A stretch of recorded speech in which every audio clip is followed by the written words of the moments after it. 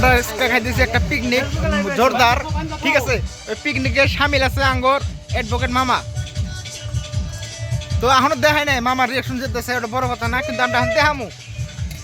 রাঙা মামা আইছে, তো আমরা পিকনিক খাইতেছি, খুব লো বাজেট, তো বক্স কিছুই নাই। দেখাও রান্না বাড়ি হইতেছে, এটা রান্না বাড়ি মাংস দেখা মাংস।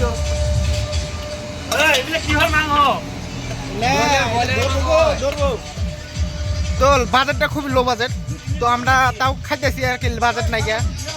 গাড়ি গাড়ি লাগাইছি বক্স, ঠিক আছে। শব্দ একটা শোনা যায়,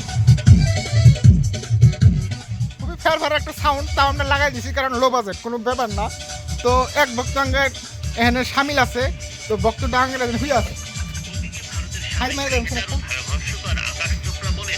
খুবই ব্যস্ত আর কি, খুবই ব্যস্ত।